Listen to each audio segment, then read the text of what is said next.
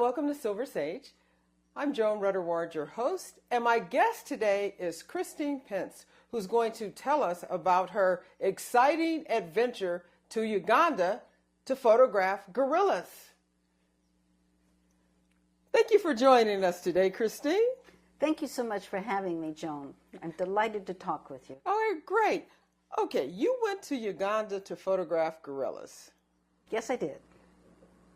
Where did you come up with that idea from? What was it that inspired you to do that? Not only did you go, you went by yourself. So we're going to ask you about that as well. But what inspired you to go and photograph gorillas? I've always been interested in animals that are becoming extinct, in areas that we're beginning to preserve, that have either been overwhelmed by too many visitors or poachers. And this was one of the areas in the world, in Uganda, where gorillas were on the extinction list, and we were making efforts to save them. I had recently seen for the several millionth time the film Dian Fossey called Gorillas in the Mist, and I said, I really want to go see these beasts. Okay. All right, so explain to us what type of environment they're in. It's not like you're going to a zoo. You're going into a national park?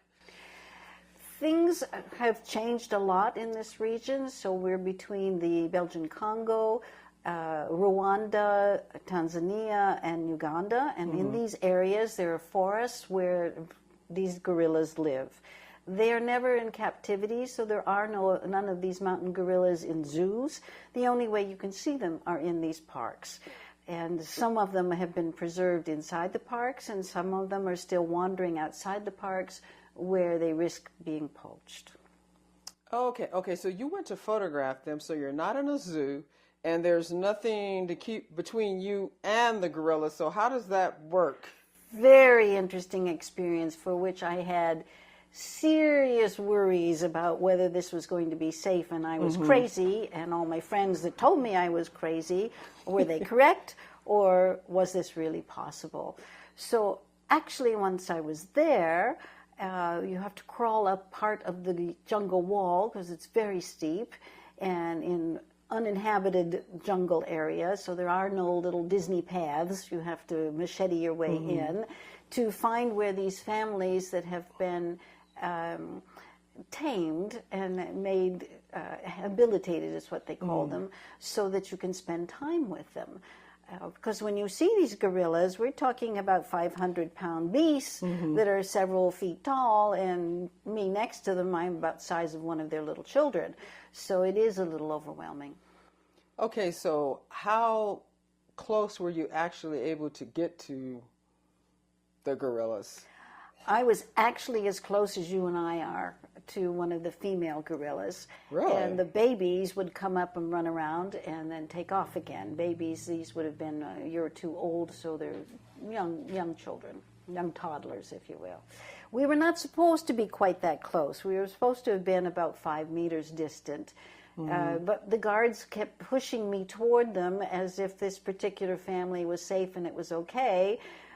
I was not feeling like this was okay, because this is pretty frightening when you're face to face with a gorilla. It turned out all right in the end, but at the time I really was not sure what was going on.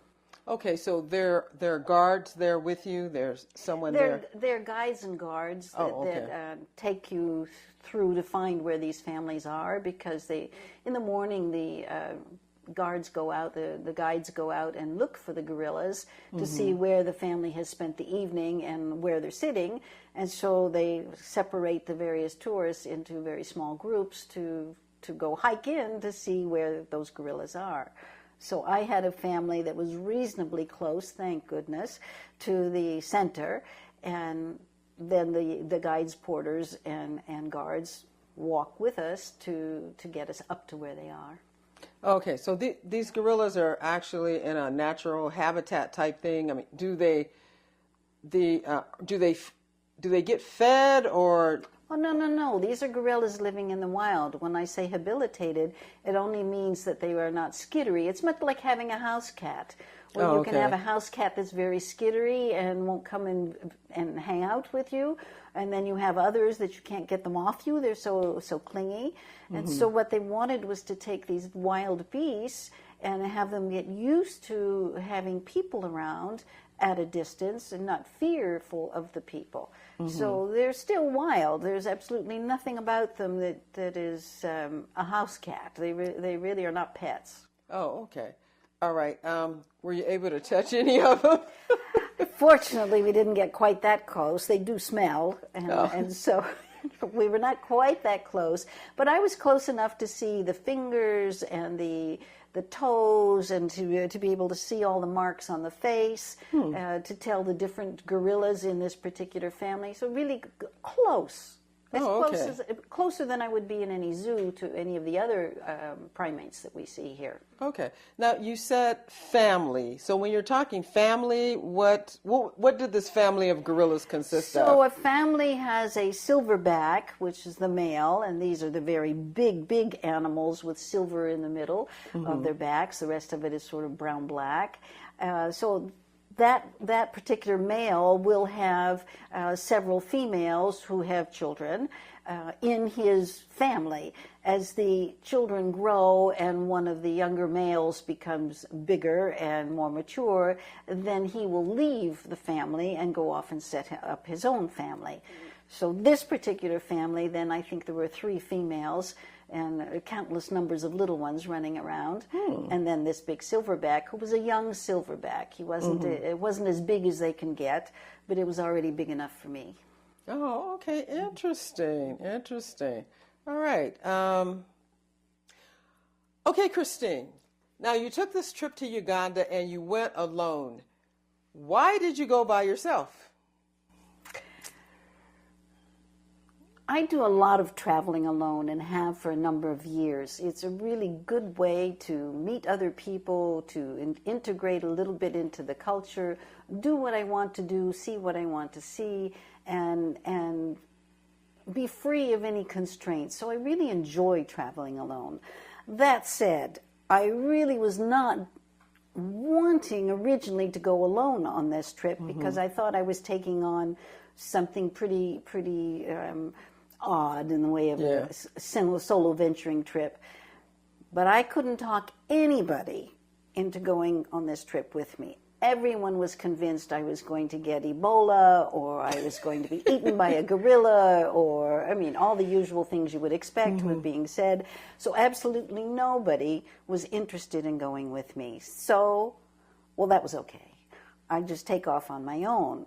That said, I have a girlfriend who was stationed at the UN in Entebbe, who told me it was a safe country to go as a single woman, and she was going to be there, and so I had a base at least to operate from, and I said, well, if she's there, and she had a 2-year-old daughter at the time, it must be okay.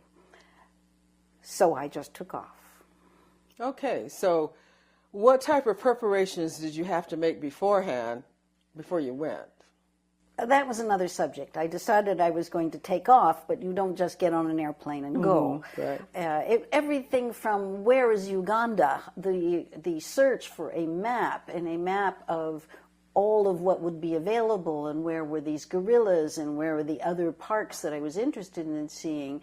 And Entebbe, all I knew about Entebbe was the 76 film of when the raid on Entebbe. Oh, yeah. Okay. That was what I had in my mind. And Idi Amin, who had totally destroyed his country and a whole generation of young people. I mean, I really didn't know what I was doing.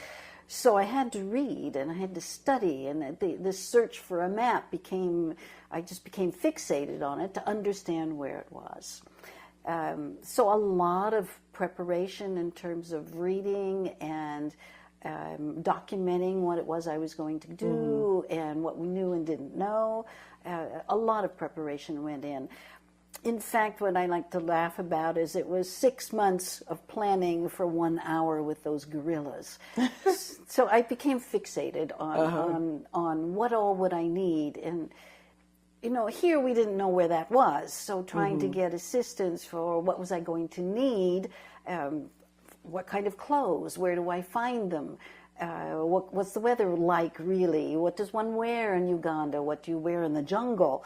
What do you wear in the city? Is there a city? What does it look like? All of that. And then how much do I want to carry? I usually travel very light with one carry-on suitcase and my camera gear. Well, was I going to be able to take that? And then was I going to hike around with all of that, or were there going to be places I could leave it? It was really a lot of research. Then we get into, well, you have to have this vaccination and that vaccination, and you have to have it so many months in advance, and so you have to plan for all of that. Well, then I had to find who would do that, and through the Kaiser system, who was going to be responsible for telling me, and it was a lot of research, a lot of research. Okay. Now, when you, did you go like with a tour group, or who was your, okay, you say your friend was there, but. Yes, well, no, I did not go with a tour group. There were no tours that I could find that were organized at the time. I went in early September, and so even on site, I couldn't find anything that was ready and set up that had room for another person. So I just organized my own tour and found online a tour company that was out of Kampala and had a tour guide, and I just organized it all for myself and had my own guide who took me around in my own van. I had my hotel reservations and so on, the park reservations. It's $600 to get in to see those gorillas for 1 hour. So I had to have a ticket, and you don't get those entrances easily, certainly not from here. So all of that had to be organized, and telephone. Well, how was I going to communicate? So getting a SIM card, you know, all of those things I found through these local people that I didn't know ahead of time. And my girlfriend said, well, yes, they do have an office, but was not really helpful about validating. So I took a lot of risk. Okay, how did you find the tour guide? Oh, that famous website for traveling these days, TripAdvisor, had some very good information, and mostly wandering through the forums, I could find what other people were saying who had been on the various areas, solo venturers, female and male, and who they'd used and how they'd done it. And so I just documented from what everybody else said, but TripAdvisor was a very good place to start. Now, you said it cost you $600 just to get into the park? For 1 hour with those gorillas. $600 for 1 hour. And that should have frightened me, but it didn't, because I said, well, if I want to see them, that's just the cost of entry. All of that money goes to the organizations that preserve this environment, that protect the environment, and so it's really being used for good cause. It's not just to, you know, build another house. It really is being used for the protection of the gorillas. Oh, okay, that's a good thing. Yeah. All right. Okay. We're going to take a break, and we'll return shortly. Hello, thanks for rejoining us. I'm here talking today with Christine Pence, who went to Uganda by herself to photograph gorillas. So, Christine, how long were you in Uganda?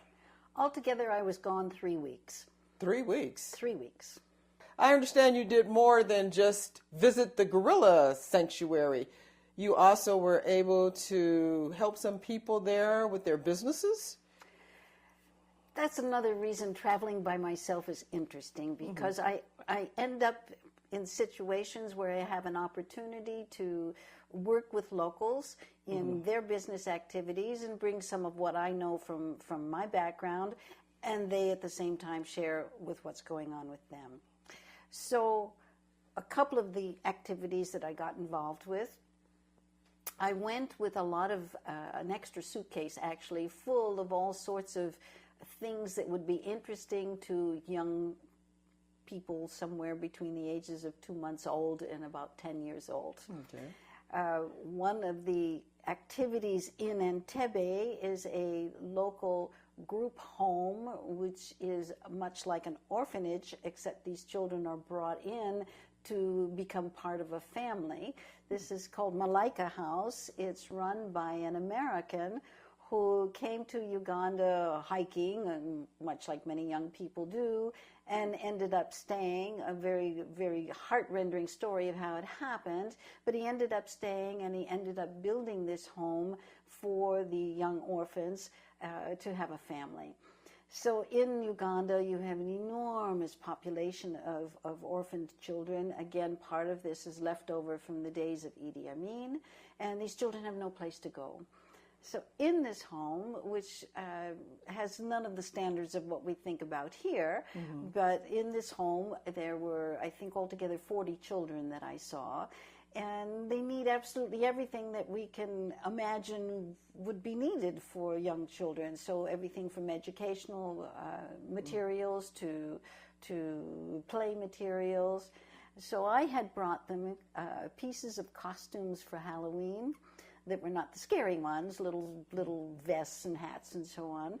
I had brought them some of that, in addition to some other things, to give them something to play with and to play, to build a piece of theater, to dance and sing, which all children love to do. So the day I went to, I went a few times, but one of the days that I went and took these materials, each group of children, depending upon their age, had a particular piece of a costume. And then they put on immediately a little play for me in these costumes. So I had said to them, well, what song do you know about the jungle? And they looked at me and I looked at them and I said, well, the only one I know is In the Jungle, the Mighty Jungle. And they all started singing. They all knew it. I said, my goodness. So we had them playing with the older children. We're racing around. They were the hunters racing around through the jungle looking for the fairies. And there were 3 or 4 fairies, younger women. And several of the children there were dressed up as birds and animals, so they were making birds and animal noises, wandering around. And then these older ones then went off to find the fairies. Really beautifully done, and just heartwarming to see how much a little nothing can help them with play. Another one of the activities, my guide was one of the head birders in Uganda. Now, I was going to see gorillas, so I had not even thought about birds, and yet the country is filled with the most exotic looking birds you really ever wanted to imagine. And so this guide, like many of them, live off in areas that are almost uninhabited from our standards, and they need absolutely everything for the lifestyles too. So I've been working with him now for the past year, putting together a book that can be in the guide trucks, that's simple and easy to consume, on what birds look like and what types of birds are in various regions. I helped him with cameras and you know, the small things they need in order to make that happen. And at the same time, I had the opportunity in this little town of Puhoma, which is on the one of the borders of the Bwindi impenetrable forest, which is where these gorillas were. I was able to visit in their homes and with the local women who each was working in his own corner, making crafts that they're trying to sell. Again, in conditions that we can't even imagine. So I helped them get going and organize a cooperative amongst themselves, and at the same time bring in the pygmy women who had never been included in any of these activities. The pygmies had been removed from their natural habitat in the forest in order to save the gorillas, and yet they had no means to live either. So this was an opportunity to get going on these 2 projects that have both begun to flourish, and I've met, as time goes on, other entrepreneurs that are able to, who are there on site, who are able to work with them, and very interesting to see how that's going. And can you tell us a little bit more about the Birdman the guide Yes. that you helped? What you did for him? So interestingly, I had come with four cameras that I really didn't need to be using all of them at the same time. And my guide had never had a camera and never worked with a camera. He works with the binoculars and kept saying, "Don't you see that bird over there?" Well, the bird was so little. I said, "Well, I'm sure he's there. I'll take a picture. I'll see him later." I really couldn't really see them. Mm-hmm. And I said, "Well, here, why don't you take this little point and shoot I brought with me that had good magnification and practice taking pictures of these, and then that way I'll see what it is you see." And so we spent that time wandering around Uganda with him taking pictures, and I was taking my pictures, and it gave us an opportunity to talk about what we were seeing and understand a little more what was going on. He had a big book, which was the standard book for birding in his truck, but by the time he'd point the picture to me, I'd long since forgotten what we were talking about. And they were drawings as opposed to pictures from a camera. I said, "Oh, if I just had a picture from a camera, I would really understand." So when I got back to the States, I found a camera, and I said, I will send him a camera and a tablet to get him started, and a telephone to get him started on the communication tools he would need to actually do his piece of this birding book.